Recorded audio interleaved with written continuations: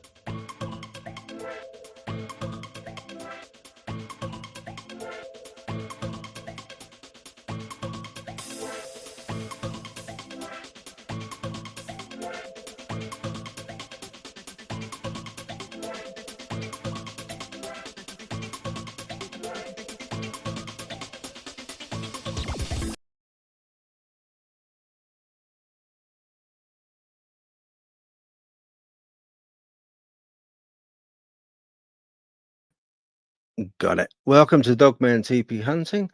And if you're listening to this, it's on the Interdimensional Voyages podcast. Let's get the right camera up. Hope everyone's had a good week. I hope it's been eventful and happy and good. There we go. That's better. Right. We are on. Yep. Let's have a look.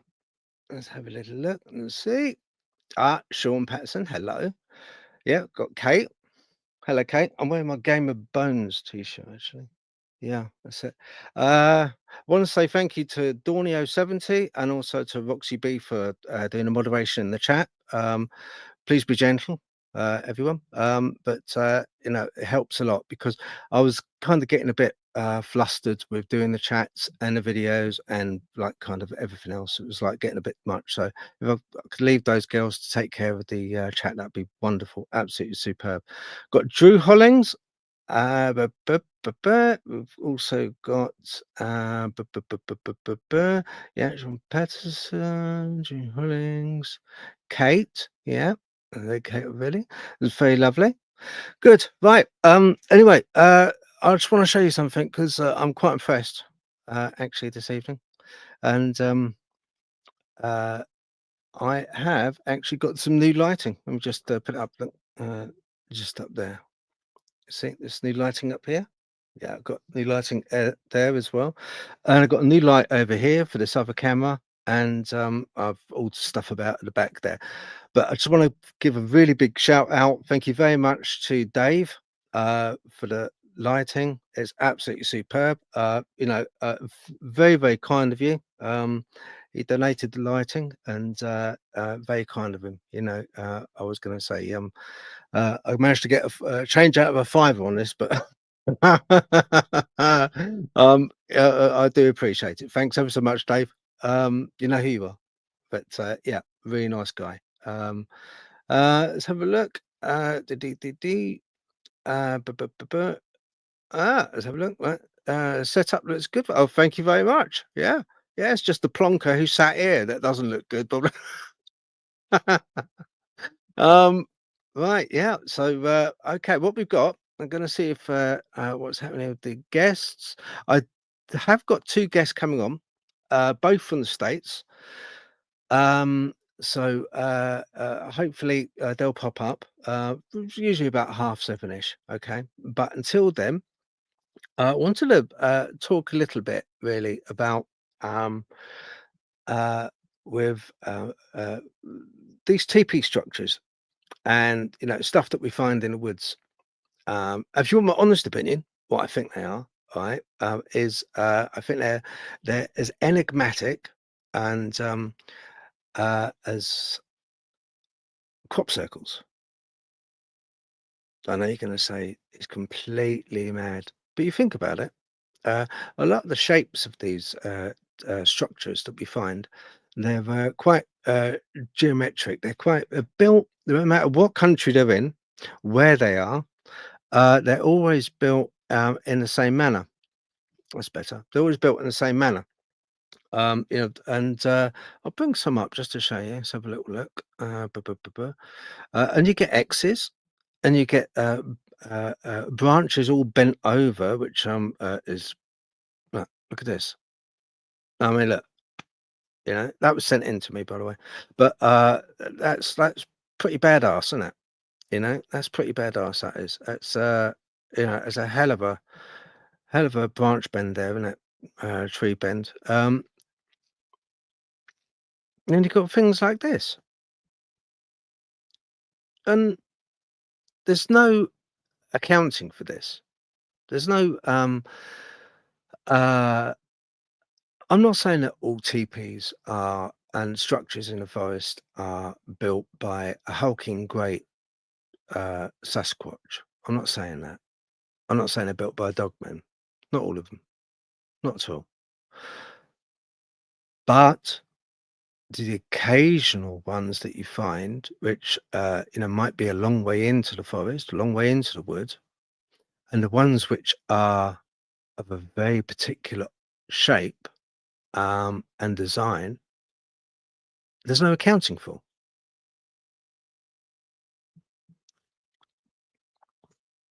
Bushcraft? Well, bushcraft. No, no, because these structures, look at them. Where's the van cover? Would you want to stay in that overnight? And this is what we're finding. This is not uh me taking all the ferns off the top. This is not me taking off all the compacted mud and mixed in with the twigs and everything else to make it as waterproof and windproof as possible. I'm not doing that. This is what we're finding all over the world.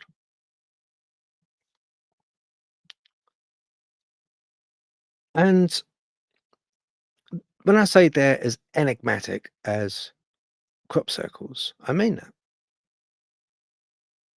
We know that some crop circles, yeah, they have been mimicked and made by people with boards and ropes. But might I add, that was during the daytime, over 8-hour period.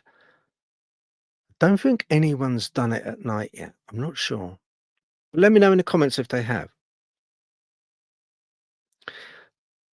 Look at that for a minute. So there's a lot of work gone into this. All of the branches they're not sawn with a bow saw off the tree. They're all picked up, lying on the ground. They're all like windfall, if you like, widowmaker, all picked up off the forest floor, the wood floor, and then weaved in to a central spine. And I just we've been here so many times. I wanted to mention it because not all of them are made by kids. Now, I was talking to I was talking to a lady that I work with. Funny enough, when I do finally go back to work, once my legs okay, and I can get between the sofa and the kettle and the sofa without hobbling. And she runs the ACF, which is the Army Cadet Force. Yeah. And I said to her about these structures, and I said, "Oh, well, what do you make of them? You know, I mean, are they made by you?" She said, "Oh, yeah." She said, "Yeah, we make these things. We make them." Um, we do make stuff like that, Phil. Yeah. Um, but one thing you've got to remember, Phil, is with the Army Cadet Force, we take it apart again. She said to me, "We leave no trace." And that got me thinking, yeah, I can understand that. Leave no trace.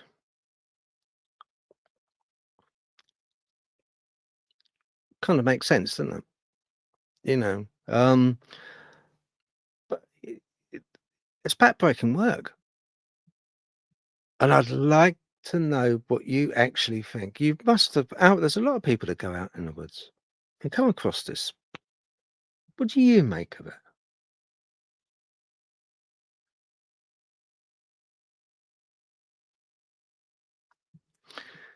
You know, um, I think they're just like crop circles. They're kind of the same design in Canada. They're the same how they're built in the States.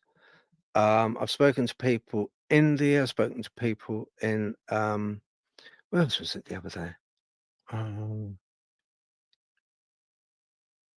oh, oh yeah, Portugal as well, and they found these structures.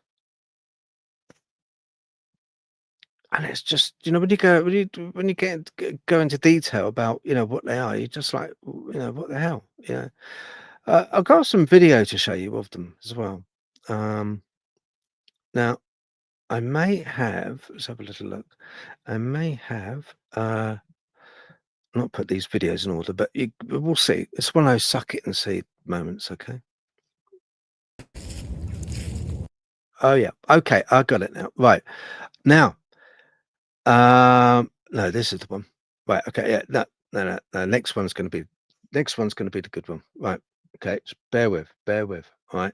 So this one is of a teepee structure, typical teepee structure. Okay, that I found over here. That's they're the same everywhere. They're the same everywhere. They're the same build type, which is crazy. It's like there's some handbook that somebody's got. Gives out to so if it is school kids, gives it out to school kids. Well, this is the way we're going to make it, and you've got to put a central spine up, and then you've got to scour the forest floor, pick up all the pieces, make sure they're weaved into one another and resting on the central spine. Oh, and don't forget to bend the branch across. Okay, it's just crazy, crazy, crazy. Here we go. Anyway, okay.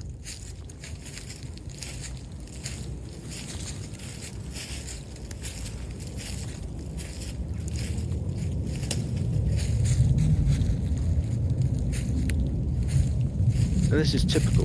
This is typical one.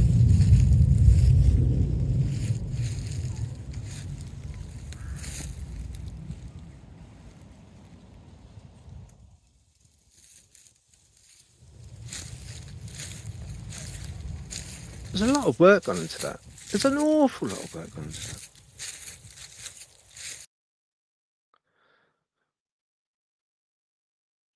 Yeah, let's have a look.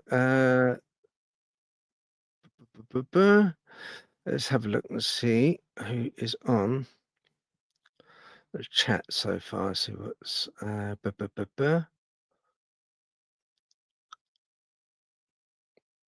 have a look. Oh, Andy, hello mate. You're right. Let me just turn the camera around. It's good. Some facing the other way, otherwise. I'm just showing off because of the lighting, really. There we go. Better. Right. Okay. How you doing, Andy? Glad you could make it. Thank you very much. Have a look. Hi, everyone. New here. Been on only once before. Okay. Yeah. Ah, yes. You're the other Jojo. Yes. Hello. Thank you for making it. Ready, steady, retro. Oh my God. Yes. Yeah. How are you doing, girl? The Legend Adults. Hello, film, mum, and all the chat. Film, mum. Be creepy if mum just like kind of came up from behind. My mum's 92. Can you believe that? 92. It's crazy, isn't it? It's like I never thought I'd be like kind of, have a mother that was 92. I mean, she still doesn't feel 92, you know? It's just, crazy, isn't it? How long people live, Bless them. Yeah, and she does ever so well. She does ever so well. All credit to her, Although, she's on water tablets, and anyone that's on water tablets kind of knows she's constantly, it's just it's difficult trying to reach the toilet without, yeah, tenor lady. Oh yeah, mm-hmm. Yeah. But let's have a little look here. Hi, Legend of Land. Yeah. Okay. Yes. Yeah, Jojo, exactly. Yeah. Let's have a look. Oh, let's have a look. See what's on there. Ready? It's a teepee structure. My friend runs a Bigfoot show. Yeah. Two ports. Yeah, that's right. They're just odd, aren't they?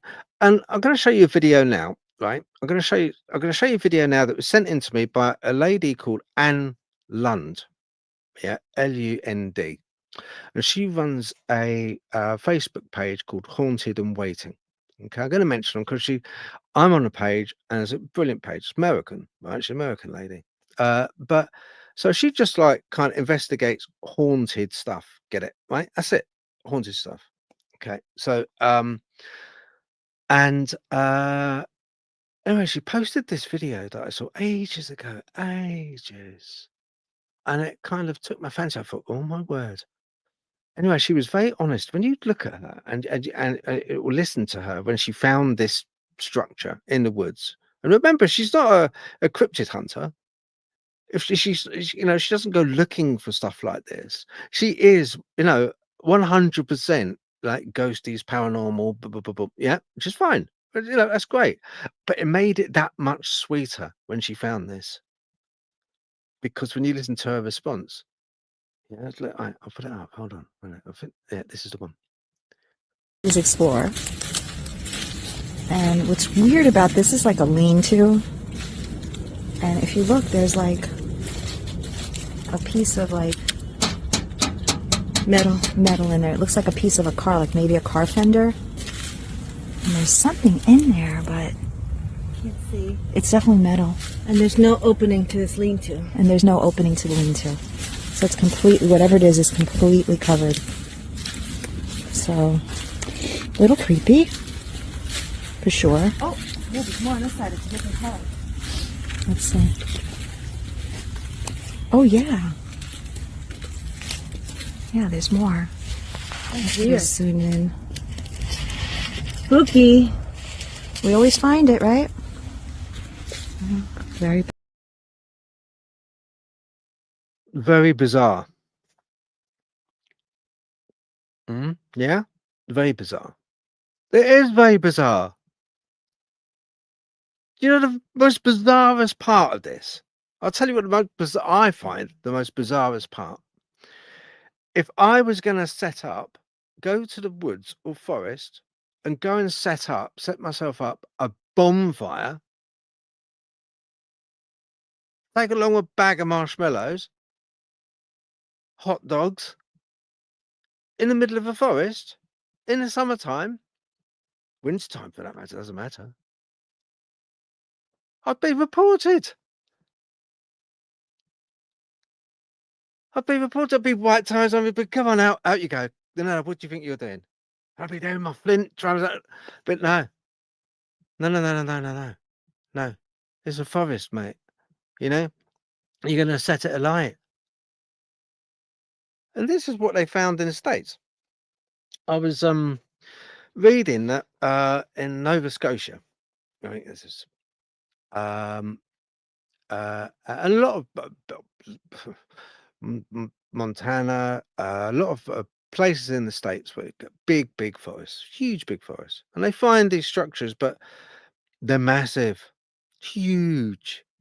We're talking like, woof. On going by some of the stuff I've seen, 15 feet tall, up against a tree. All of these branches just like boom, molded up against a tree, held up there. And they're taking them apart because obviously it's a fire risk.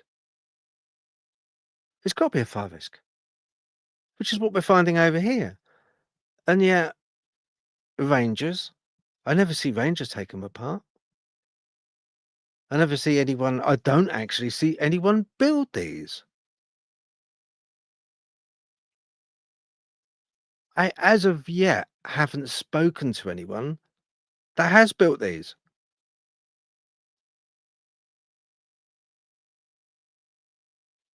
Because my next question would be, why? There's been word that they've been built because they want to dry the wood out. Right? Okay. So after it's dried out, why don't you go back and use the wood? Why dry out the wood takes me back to the pertinent question of it's in the middle of a forest. Do you want to set blaze to the forest? So if you're going to dry the wood out, you're going to dry it out so you can burn it, surely. So, but they never take the wood after it's dried out. They put it up vertical and never take the wood out while it's dried out. But you also, I've heard that they're used as these teepee structures, and I've heard by other groups that they're used as birthing pods for Sasquatch, Bigfoot birthing pods. I'm not so sure because the ones that I've seen, getting into them, I'm 5'6" and 3/4, and I've got a few pounds on me. Granted, I couldn't get in one.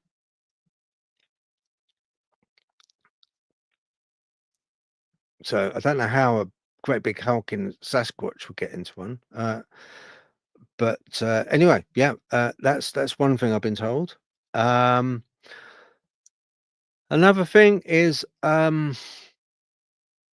they've portals, energy. They're to create and harvest energy, earth energies. I'm going to talk, not now, but I'm going to talk about earth energies at some point. But not the earth energies that you think they would be, different earth energies that I've read up on. I was reading an article by a friend of mine. Let's have a look. Ready? Did it? Andy Pence, Santa Fe National Forest. The destruction of these mystery structures is to mitigate the forest fire. Overton says whatever the structure are for, they are dangerous for the park and its visitors. Yeah, of course. Yeah, no, completely right, Andy. Completely right. They are. They're completely. Yeah, you just wouldn't. Why would you go in and purposely collect up loads of branches, loads of wood, put it up against a tree as if, if you're going to set light to it. If somebody did set light to it, it would be horrendous for the forest and for the wildlife. But once again, you don't overhear, you don't see, the rangers taking them apart. Let alone telling people, to not to make them. which I do think that a lot of them are made by people. A lot of them are made by people, probably kids messing around. I don't think it's bushcraft because once again, there's no bushcraft. The whole point is you break your back making it, picking up all the bits, putting it together, but there's never any spud used, which is a tool to deburr wood. Um, and at the end of the day, there's no protection from the wind, rain, or any other elements at all. There's just no protection with them. So what is the point in making them in the first place if you're like doing it for bushcraft? Just wouldn't be. It's just a bunch of sticks hanging over the top of you, but no protection. Why? What? You know. So I don't get it as bushcraft. I don't think it's that at all. Not a lot of them, yeah, man-made, probably kids, but there's a good few that I've videoed which are not. Let's have a look here. Ah, okay, right. Look at this. Yeah, that's definitely odd. That looks like a lair, underground lair. There's a little hole there. Yeah, it does. You can see it's like a kind of it's a void underneath there. Yeah, you got that under there.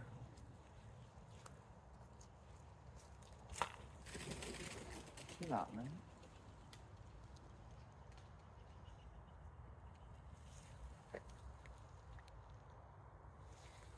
Yeah, that looks quite deep. Does it? Yeah, you can see it. It's got a big hole. Okay, right.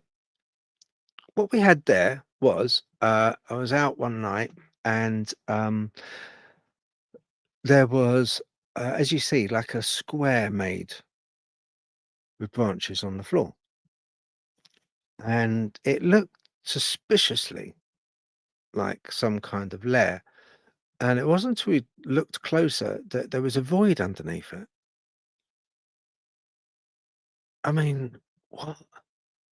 A void? Why would there be kind of. So, what I'm saying to you, what I'm saying is, there's a hole. I stuck my stick in it. Tee hee. Yeah. And I didn't go into the middle of the trap, if you like. Don't know what it was. So I didn't know the full depth. But as far as we could ascertain on the edges, it was kind of at least half a walking stick. And walking stick I've got is what, a 3 foot walking stick. So it's a foot and a half at the edge. So I'm presuming it goes deeper. I didn't venture to stand on it to see how deep it went. Because I had it in my mind it was going to be some Indiana Jones kind of booby trap, and I'd just be impaled down the bottom of some pit somewhere in the middle of a forest, and I would have had better days. But very odd.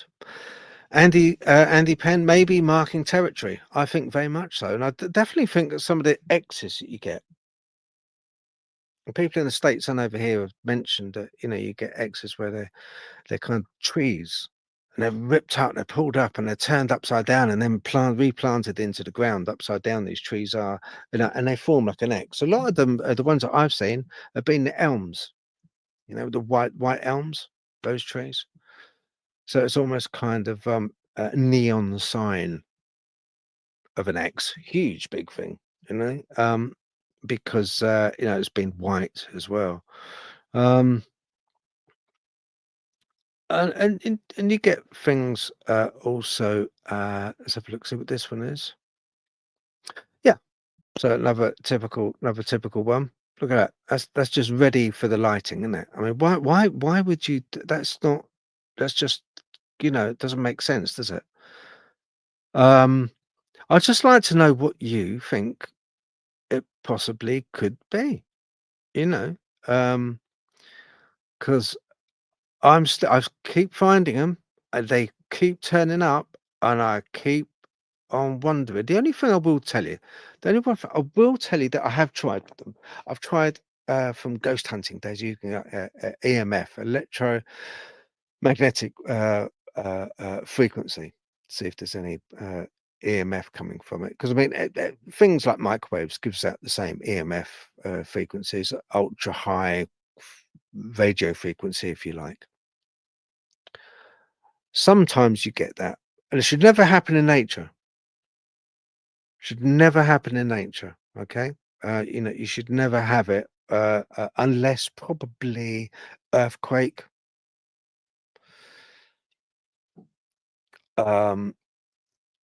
electrical storm. But other than that, you shouldn't normally get EMF readings from nature. But you do get them occasionally in these TP structures.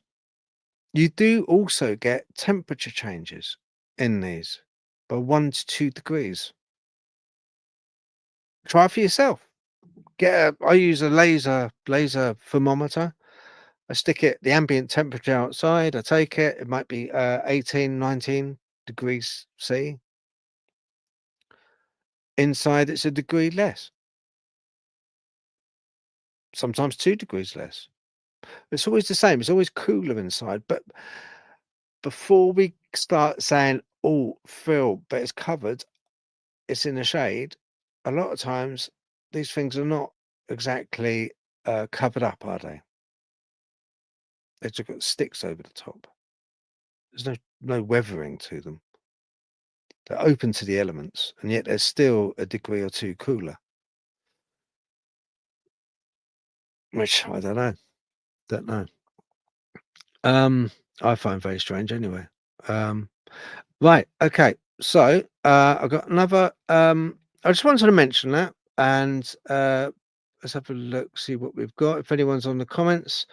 One of the questions I've been asked a few people I've asked a few people but not had any solid answers. Are there specific trees that are targeted? I've noticed a pattern but not found enough to qualify my theory yet. Well, as I say, the X's, I found a lot of those elms, the white barked ones that they use. I'm not a botanist. I'm not kind of that great on trees themselves. Um, you get branch snaps as well. Um, Phil, what's the white looking creature to the left of this image? What, this image? This one? Or did you mean, what was the last one I put up? Hang on. Yeah, this one. That one? No. That one? I don't know. You'll have to let us know. Yeah, you'll have to let us know. But yeah, I could. I think, personally speaking, I think they are shelters. They're used for like as hides for them. And when I'm saying for them, I think that cryptids, yes, I honestly do. You also find like a seat inside, like a stump. And I say cryptids, yes, I do, because they're all built in the same manner. And there is a manner to these things. They're built in the same way. And the shapes are quite geometric, like this one, for instance. The shapes are just sort of, the X's, the tree bends. There's no logical reason why somebody, especially kids, they got a low threshold for patience anyway. Are they going to really collect up sticks from the floor? Are they really going to carefully bend a young tree like this one we're seeing now on screen as a tree bend? Are they going to carefully do that? Are they going to arrange these branches in such a manner where these X's are formed? I don't think kids are. I don't think kids are. I think what we're looking at there, I think, is like Andy was saying, I think it is almost like a boundary marker. I do. I mean, believe the mountain gorillas do make dens, much the same as we see. They manipulate local branches, they bend them, they weave them in, and they make dens, both in trees and on the floor. Mountain gorillas do. Document it. Google it. Check it out. I did. Hello, Delroy. Thank you for making it. Nice to see you. Let's have a look. See what, really. Birch. All right. Okay. These are the trees. Birch, white willow, willow type trees, and trees that have multiple large trunks are more often trees that are hardy enough to recover. Okay. Right. There we go. Yeah. Birch. That's what I was thinking of. Birch. Yeah. Yeah. Okay, right. One last thing, tree snaps. Okay. Right. I'm going to show you quite a large, sizable tree snap. Now, get it with tree snaps. Okay. Um, with tree snaps, they're a bit of a thing because that to snap a tree when it's upright, okay, and snap it 5-6 foot high, and it snaps there. And usually these trees are not on the peripheral of a forest. They're not on the edge of a forest where they're battered by winds. They're usually snapped in the middle of a forest where there's a bit of covering. Yeah. So, you kind of like think to yourself, hang on a minute, there's a bit of, I can understand it if I was on the edge of a forest, if it's like next to an open field, yeah, fair enough. But these things are in a wood. They're in the wood. But anyway, yeah. Oh, you'll like this video. Anyway, it'll give you a giggle. It'll give you a giggle. So tree snap there, yeah. Mm-hmm.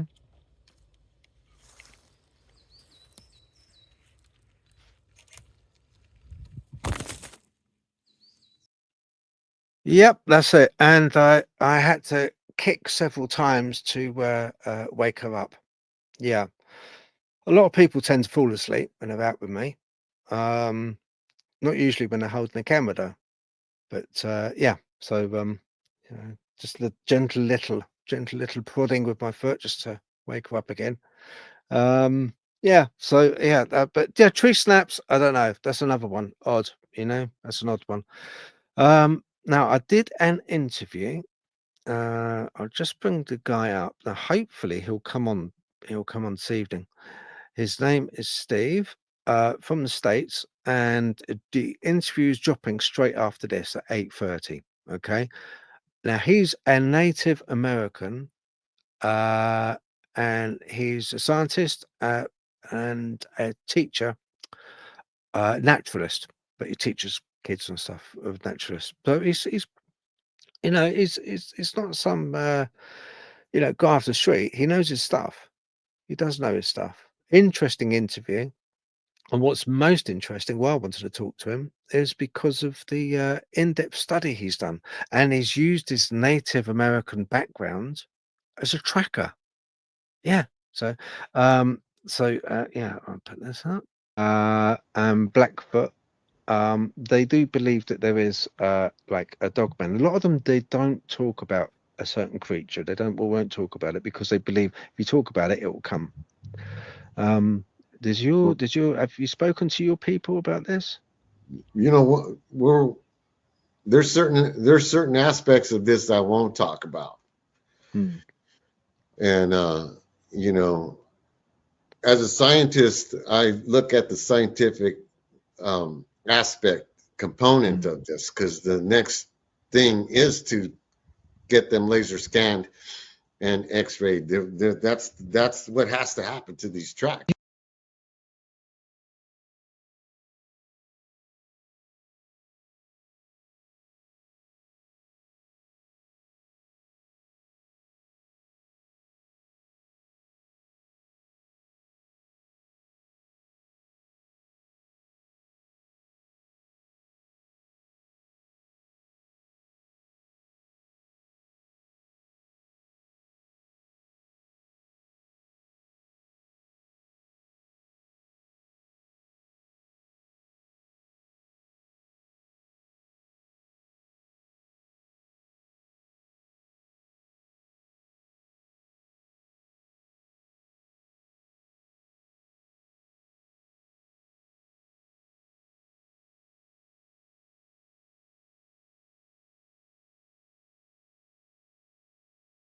Okay, yeah. Sorry, you didn't hear that. He has. You've lost sound. No sound. Don't know what's happened. I've got. Yeah. Hopefully, got sound now. Let us know if I've got sound. Okay, a sound should be back on. Glitch in a matrix, I guess. He's bona fide from the point of view of he's quite honest about what he's got from the point of view of casts, and he's taken casts of Dogman prints. He's also taken casts of things like bear prints, and bear prints are really strange. It shows a bear print. It's like an elephant, so it kind of like comes down all in one. It's no heel, there's no toe. It just comes down in one pad, and that's it. It seems to. But the Dogman prints are fascinating. He's got tons of them, tons of these prints. I saw them, brilliant, and really fascinating guy. So yeah, let's have a look. Another one. Heightened awareness, man. Even as a little kid, I want to see one. I want to see one, right? Yeah, yeah. So anyway, be careful what you ask for, because once you see one, I saw Bigfoot. Everybody's gonna put their hand on your head and push you away. But Yeah. you know what? I have to laugh at all these people who are skeptics, because you know what? Show me the costume makers. Yeah, that's right. So he absolutely 100% with his experience, the Patterson Gimlin film of that female Sasquatch, he cited that. He cited it as being absolutely bona fide. He said there's no way, especially in that era, there's no way that you could have you could make a suit that fitted that well to show up every sinew of muscle and the way it moved. He said it was just so he was right behind that one. And it's just it's crazy to me, absolutely crazy that that interview be dropping 8:30 and it was a really good interview. Right, what I've got here is a couple which I didn't read out last week. Okay. And I wanted to read them out because they're really good testimonies. Okay. And then after this, I've got a little bit of paranormal. And a little bit of paranormal is in Ellen's house again. It popped up on my phone only a few days ago. And I was like, what the hell? Okay. Let's have a look.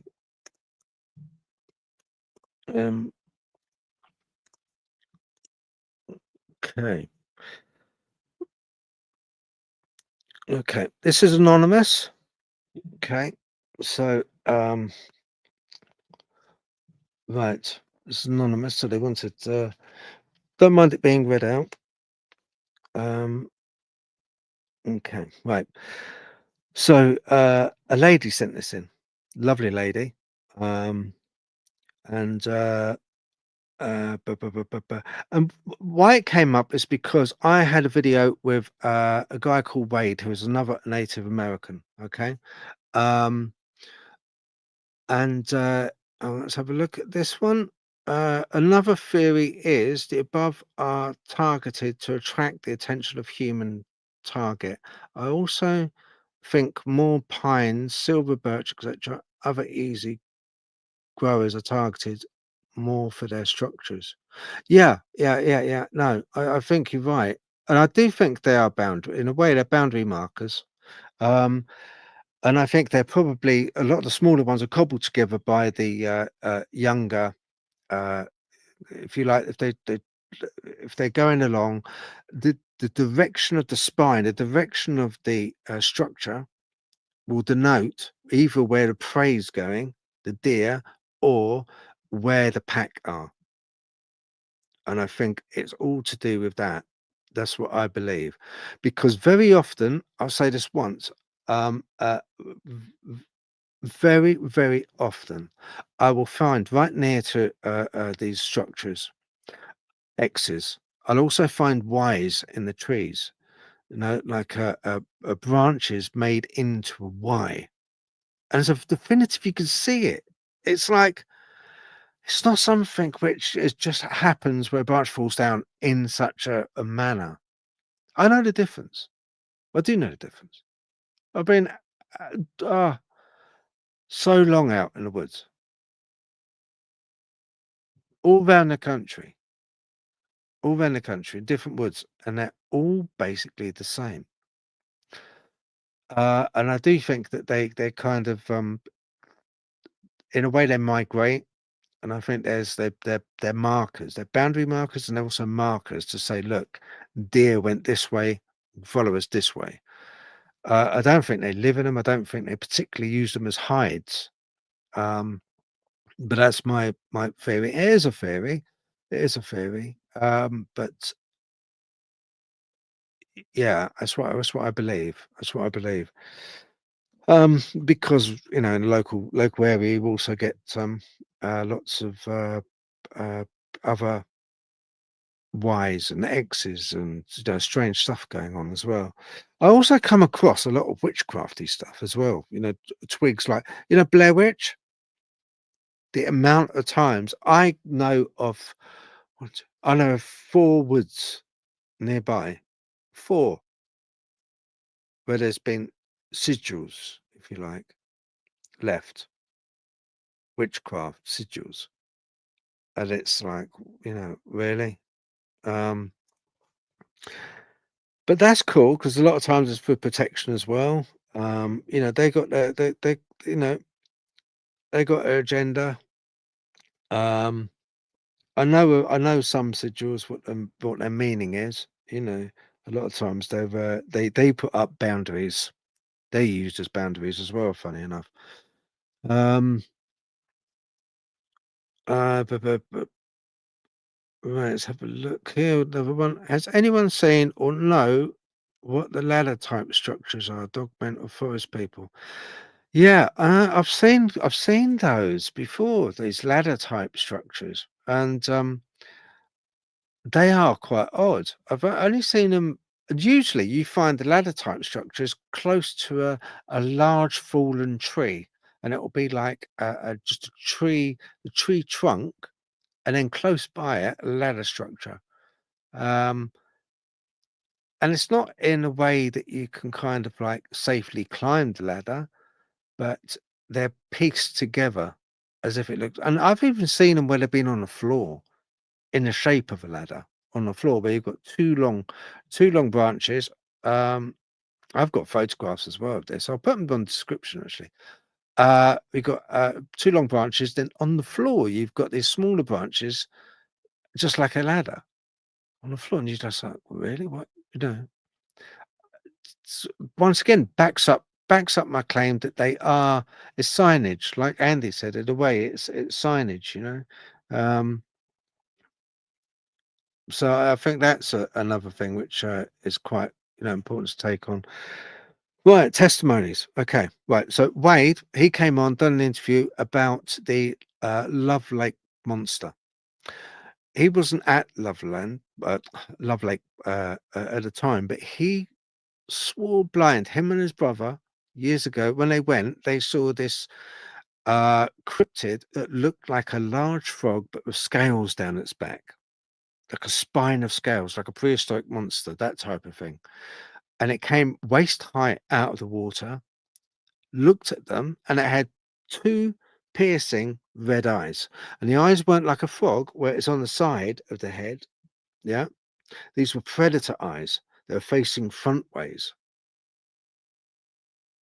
Anyway, that interview was done. Really good interview. Check it out on my library. Really good. So she saw this, and it sparked off a memory for her. And she said, and I quote, like in Japan, they have frog-like men in water too. I heard a story of how people wouldn't walk through the rice field at night because of it. He, being Wade in the interview, reminded me of something that happened to me and my cousins when we were kids. Right. I was very young, so I'm only going off what I remember. But me and my cousins were playing on a garden swing. It had been raining and the ground was like a puddle. And an arm thing came up out of the mud and tried to get us. My cousin remembers this too. Usually the ground was just dry and cracked a bit. My other cousin climbed up the swing and we managed to run. I know I sound mad. If my cousin hadn't remembered it too, I would think I was mad. We didn't play on the swing after that until it was moved to a different garden.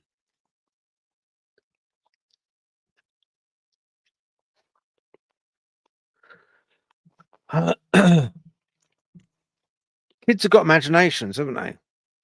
But to imagine that,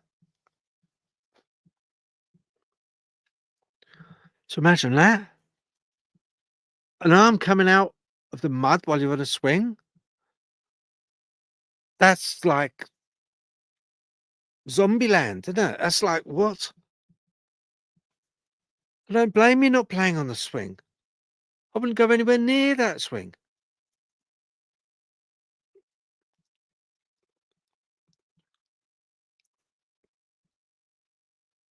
Okay, which goes on. The only other thing that has happened recently is waking up to a man standing over me. The first time I actually thought it was my son. The second time I saw him more clearly. He had short dark hair and a dark blue check shirt. Both times I tried to grab him, but obviously I couldn't. I didn't recognize his face, and that was about a month ago.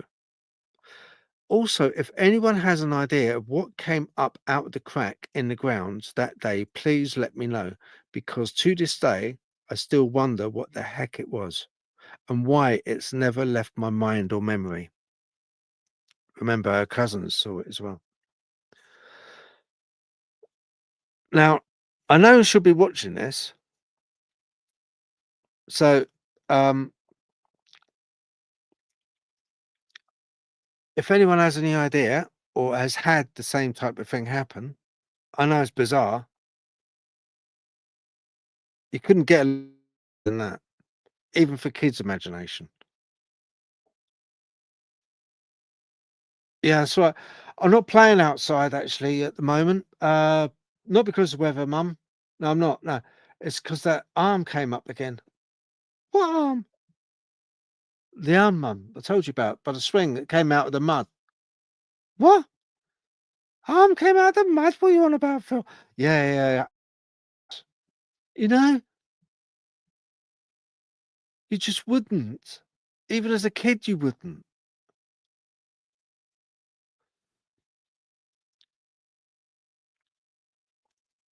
Goes on. I have seen shadow figures all my life, even the flat I live in now. When I first moved in, I would hear someone walking up my hall at 3 in the morning. It was like slippers on a carpet. Lots of things have happened in my life. I just know that there is more than just us here on Earth. I can't type anymore just now because, yep, blah, blah, blah, because her hands were not that great. She's been typing. But yeah, she's right. There is more to life. There is more on this planet. There is more around us. It's just whether we see it. Some people can see it, others can't. A gas meter guy turned up today, and he saw my microphone, and because the boiler's only over there, and he said, "Oh, microphone, oh,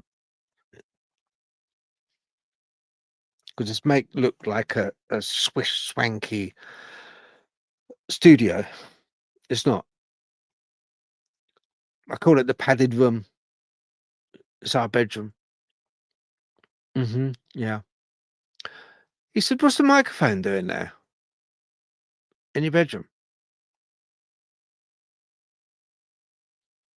So I explained to him what I do, and I said, "Do you believe in cryptids, Dogman. He was like, what? Do you believe in ghosts? Oh, ghosts. No, not really. You seen anything in the ghosty in your life? No. Everything you can account for, yeah. Every creak, every bang, yeah. Everything, yeah. There's nothing I've never heard of. So I do think it's a state of mind. I think we help these energies to, come out. I do think that.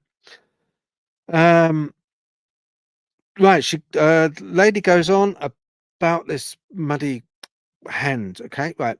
I just remember, I quote now. I just remember a muddy brown claw-like hand coming up through the ground, and lots of bubbles like air coming up at the same time.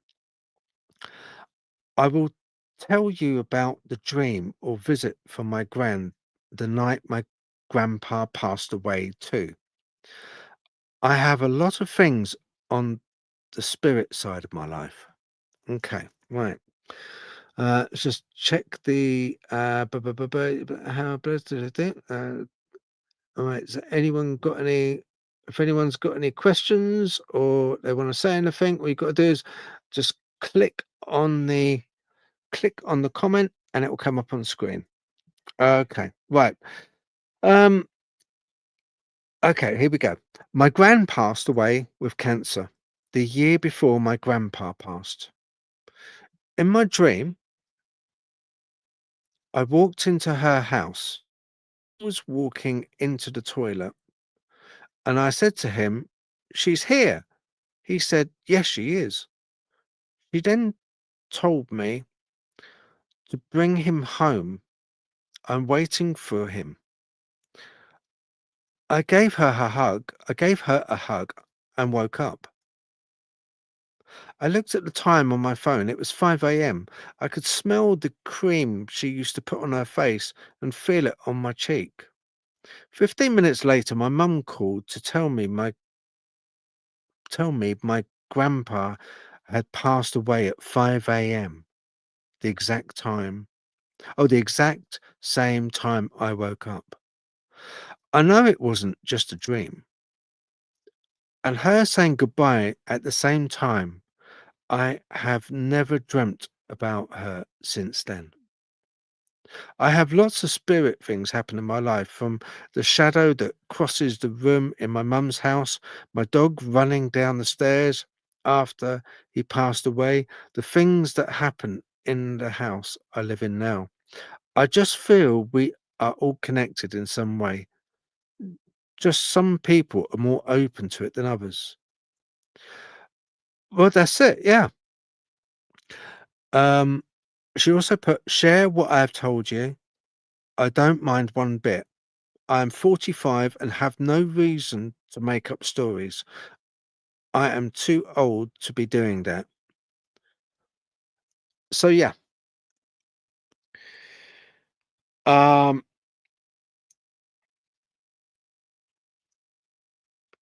It's just, you know, I'm talking about, I remember when I was in Lakenheath, and I was it was a council bungalow. Okay.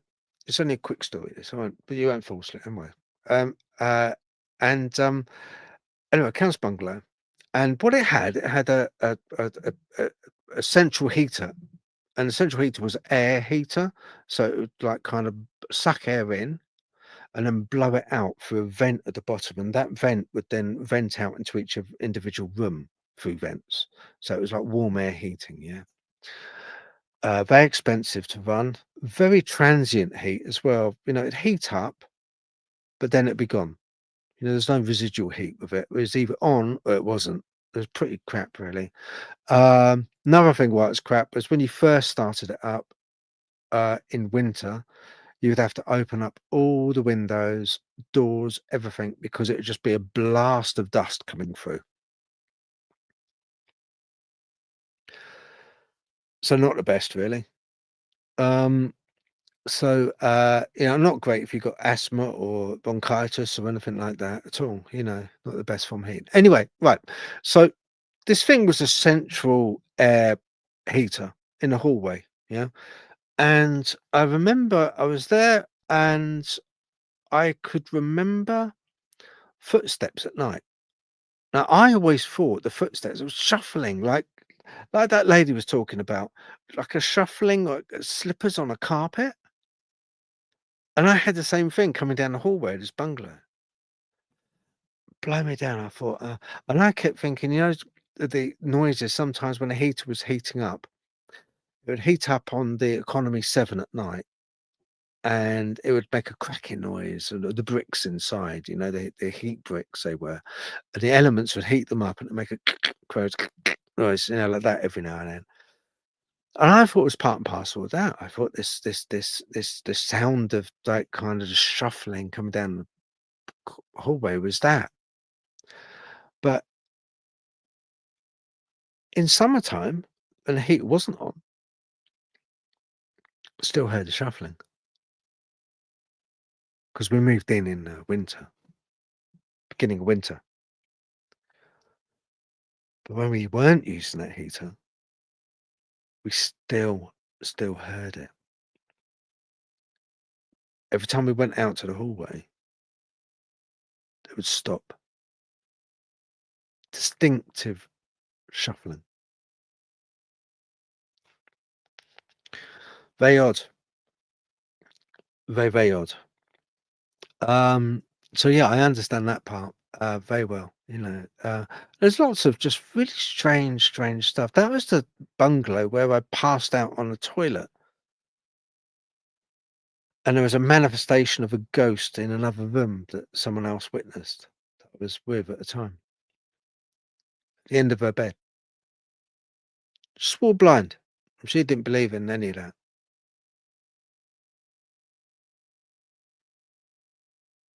She used to watch Most Haunted, laugh at it,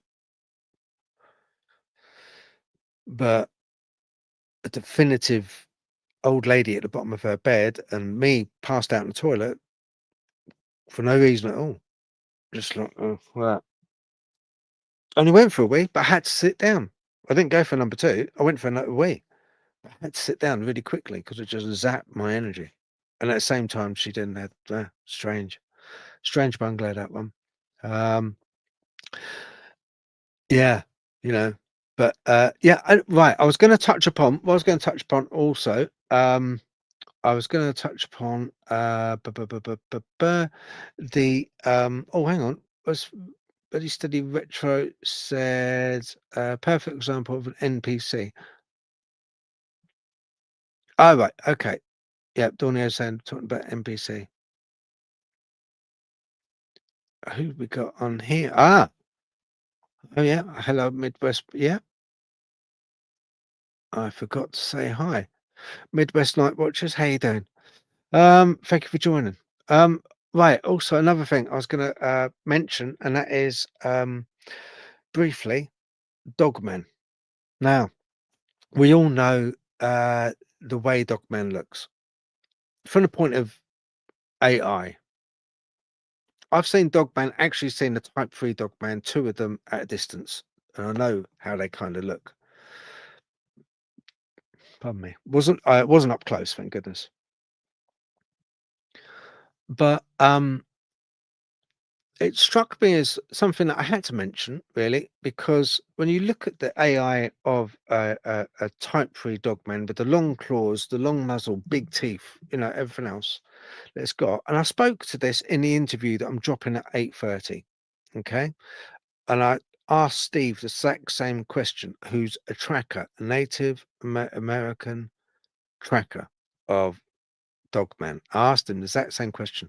And I said, look, if it's evolution, with evolution, what tends to happen is evolution will accentuate predators.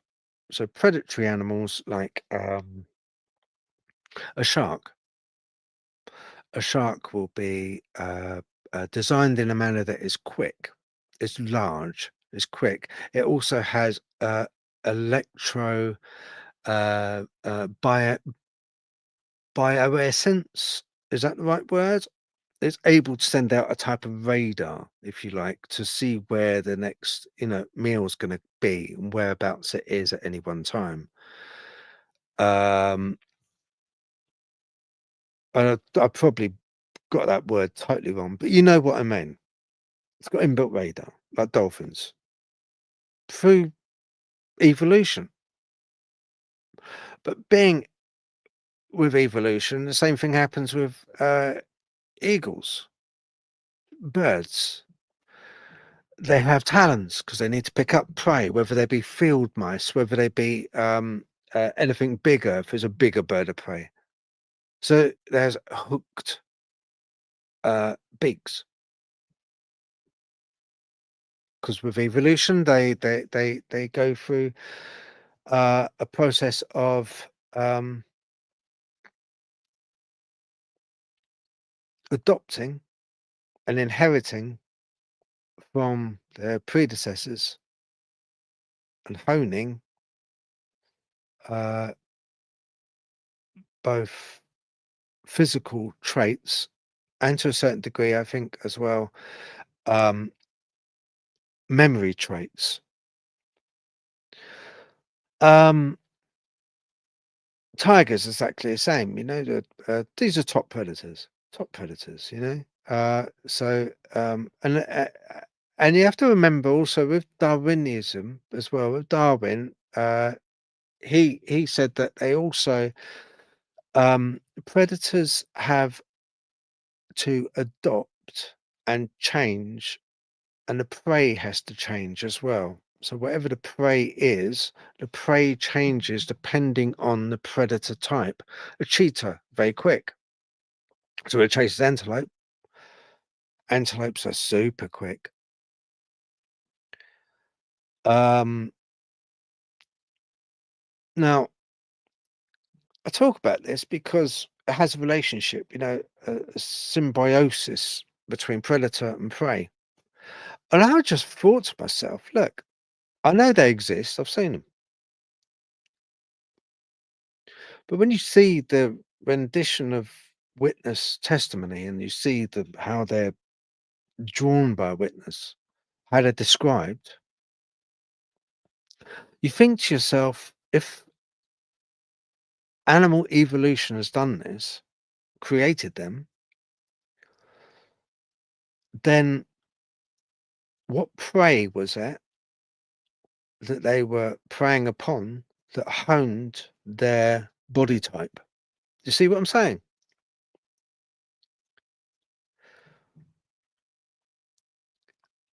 Cheetahs are quick because they have to be quick because their prey are quick. Bears, powerful. They have to be powerful because their prey is strong. They have to bring down their prey quickly.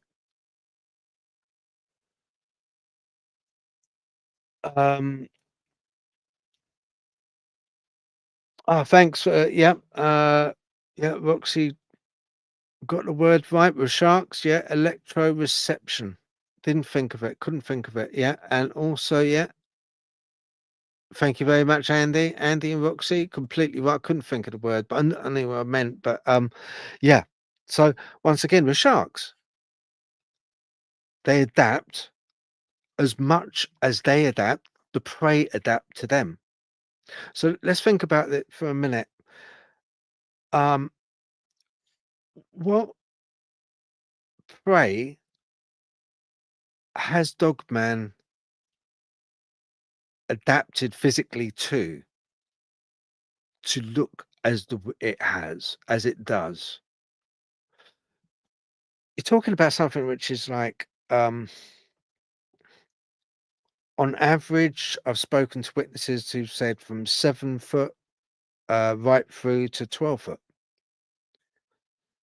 for alpha male.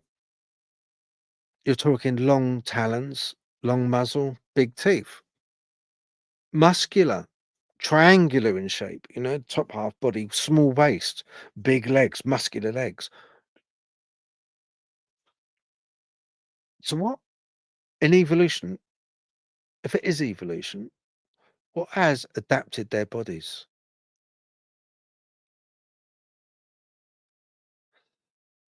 probably wouldn't want to meet it.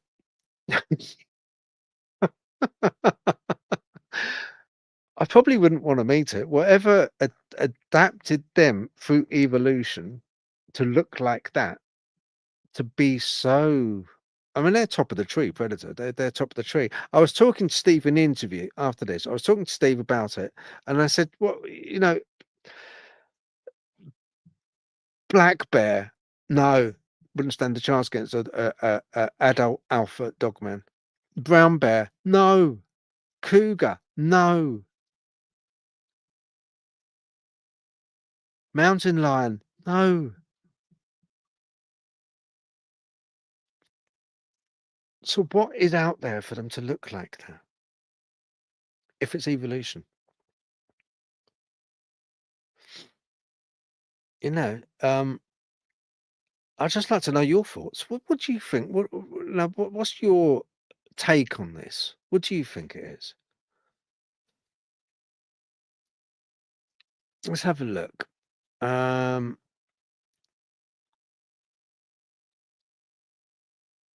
Uh, okay, yeah, okay, no problem. Bears are powerful and adaptive. Land, trees, and wood. Yeah, they are. Yeah, they are indeed. But he said he's Sasquatch, like Sasquatch and Dogman. Yeah. Mm. Among species are exclusively insectivores. No, no. They will. They will like. They will opportunistically because especially with things like honey, like bears do. But yeah, they're when you think that they have to. The bigger a creature is, another thing with Darwin, he said the bigger a creature is, the more obviously it has to consume. So um, you have to kind of take on board the fact that it has to sustain itself physically on prey that is available within its location. Otherwise, it's going to have to move on and follow that prey. It's going to have to migrate, because otherwise it will just run out of sustenance.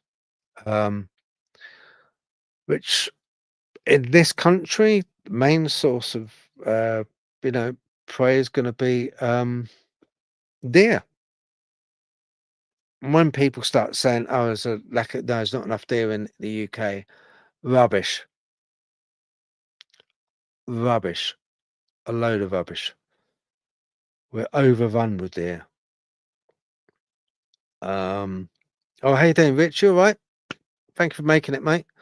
So yeah, it's one of those things where it's just sort of a bit ridiculous, really. I would just like to know what your thoughts are from the point of view of the design of Dogman, and take it to be all right, because my idea. If you know me, my idea that is basically that they are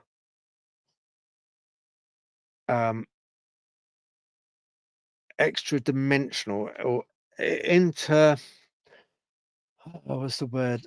There's two planes. There's two planes of existence. We're on like a plane of existence, okay? And why we see dogmen and then they disappear is because they're avatars, if you like, and they look at us like we're avatars because they drop into our plane of existence and then they're out again, and yet we think they morph into a tree or they morph and they disappear. In a way, they do, but not on our physical plane. You know, we're on this film frame in a film chugging along. but in a way, it's not really chugging along. They're on another frame of film, but it's kind of like it's being pulled. Nothing can go faster than light. Einstein said that, but there's nothing stopping something from pulling gravity towards itself, actually pulling that frame of a film. And as you do, you're disappearing from the next frame of film along, which is us. And we see that entity, we see that Dogman, that Sasquatch disappears there, then gone. But going back to what I said, if it's a physical form, remember what I'm talking about is theory, but if it's a physical form, what honed that physique? What was its prey? Why would it have to have such excruciatingly long talons? Why would it have to have such big teeth? Said Red Riding Hood. There's a lot of truth in fairy tales sometimes, you know. Little Red Riding Hood. There you go. But yeah, so you know, it just kind of bit funny, isn't it? But I am going to show you. Here we go. Right, we have Ready Steady Retro. Yes, I totally agree. Loads of deer and muntjacs. Yep. Also loads of fish. I think carp, perch, the fish humans don't tend to eat. Yeah, no, that's right. Exactly. That's why a lot of times on witness testimony, um, uh, fishermen always tend to get a bad experience. It's like, you know, kind of whatever is there. Oh, no, no, no, no, no, no. No, no, no, no. The fish are mine. And you go. Poodle on. Go on, off you go. Go on. That's it. Take the rod. That's it. Bye. Bye bye. Bye bye. They don't like the fishing. No, they don't. So I think that's you know, that's the thing. There was a guy who was anonymous, and I'd done a video of a testimony that he actually spoke, sent to me as a recording called The Howl, Howl, and he done a one previously as well, which was really good. I made that into a video, and that was talking about when he was younger and he went fishing and came across what he called wood boogers. And the blue whale, largest animal, needs to eat 4 tons of plankton per day. Need to establish it bulk to work out a dietary requirements. Yeah, yeah. Well, that's it, isn't it? It's like the faster, the stronger the creature is, the more it has to feast and feed. You know, I mean, the lion like kind of absolute takes down a large antelope, and that will be its meal for the next 4 days, sometimes longer, I believe. But it gorges itself, absolutely gorges itself. Is that the same for what we're talking about with Dogman?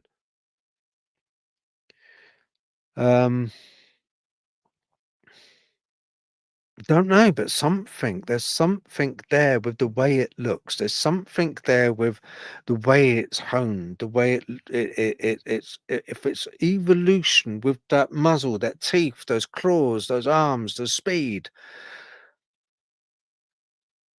If it is evolution, if it is a physical being, then why has evolution honed it to be such a predatory, top of the tree?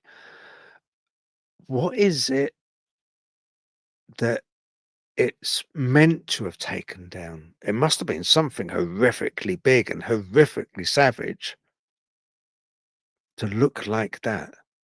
Do you see what I'm saying? Oh, hello, Jojo. Thank you for making it. Hiya. Dogman wins every time. Yeah. Oh, yeah, for sure. Right. Okay.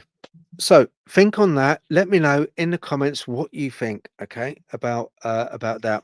because I'll be talking about it a bit more. And also, I did pose the exact same question to a very learned gentleman, a scientist, naturalist, straight after this. 8:30, he'll be on. Okay. On video. I recorded it and I uploaded it at 8:30 on YouTube. So check it out. Fascinating guy. And some of the stuff he says, incredible. About the same question. I gave him the same question. Um, Oh, no worries, Jojo. No, thank you for turning up. Appreciate you turning up. Dogman's #1 fan is in the house. Yep, that's yep, and that for sure, indeedy. Okay, right then. Now Ellen's house. Okay. There was another little ping that came up from the cameras. I'll just have a drink and then hang on, got a bit of tea. Okay, so I got another notification. And another shadow. So what I did, I made it into a video, and I done it that way better because otherwise, I can edit it in such a way that I can put different filters on. Because on the original, when you look, it's really hard to tell. It's enough of a shadow entity to trigger the camera. There's something there. It's not smoke. There is something that triggers the passive infrared detector, as if it's a person. It triggers it. That much, absolutely 100% true. Nothing else moving. And it's completely black in this room. What we think is light is just when a sensor comes on, so the infrared light comes on. But the detector sees something, and that's why it triggers. But anyway, right, okay. I'm gonna take me off, okay? I'm gonna try and play it full screen if I can. And then after this, going to wrap up. Then, if you want, have a look at the. I'll check the questions if there's any questions or if anyone's saying, and I'll run through the comments before I go. All right, let's have a look. Where am I? I'm just finding it. Ah, here we go. Okay, I'll leave myself on. Might as well. Here you go.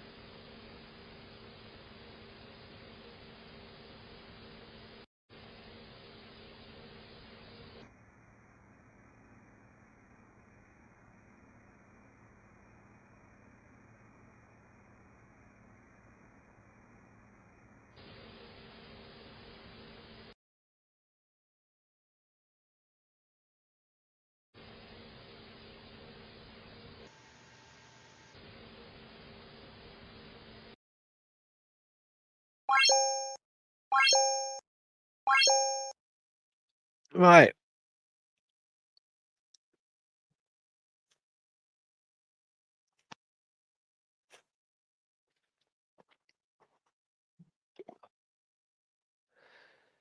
What do you think? What was that? What on earth is that?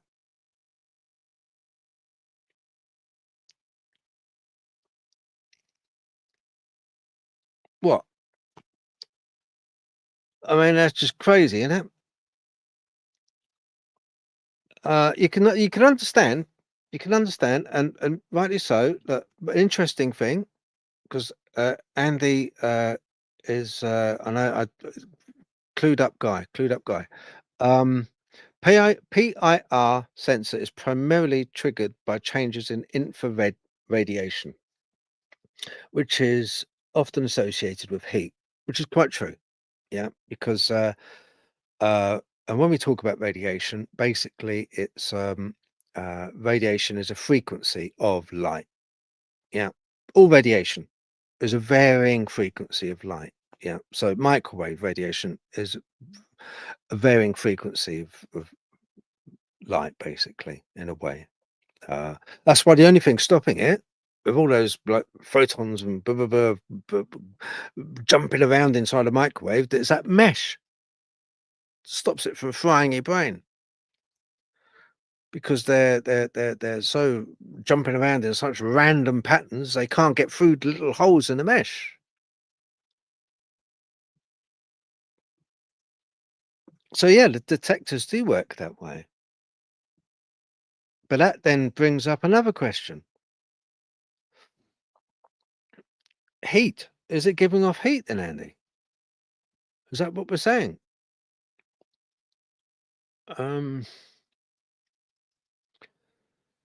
Let's have a look, see what the comments say. Jojo, hi Andy.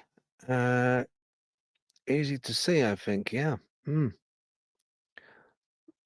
Yeah. Yeah. That was a big one. That was. Looks like a head and it does. I know. That second one, the first one, if you remember from last week, I just wanted to bring the first one up again because I cleared it up a little bit. I don't use AI. I don't use AI. Not for something as important as that. Because we are talking, you've seen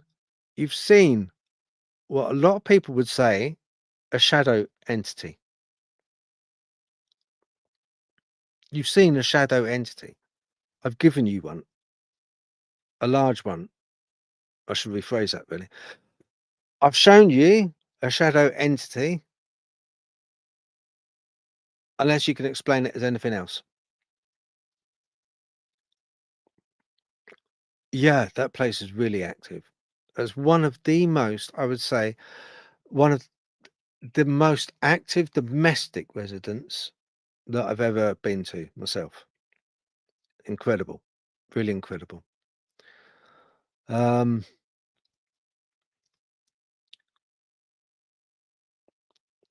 It's just a strange, but I still haven't got from anyone what they think it is. What are these? Are these spirits? Are these spirits? But anyway, look, it's 8:29. The interview, where I've been asking some pertinent questions about Dogman, about the way Dogman looks to a Native American tracker of Dogman, is starting on YouTube on my channel, 8:30 in a few seconds. I am going to say thank you very much to Dornio70, Roxy B for moderating, helping. I appreciate you both. Thank you, and I appreciate everyone that's dropped in. Jojo, Andy, Ready Steady Retro. Oh my word, there was quite a few people here. Let's have a look. There was a West Coast. There we go. Midwest Night Watchers. Delroy, I want to thank you all. Thank you very, very, very much for dropping in, listening to me witter on. Okay. It's only an hour and a half. Maybe I should extend it, but it does go on. But other than that, have a good weekend. Thank you very much. Enjoy your weekend, and I shall see you again next Friday.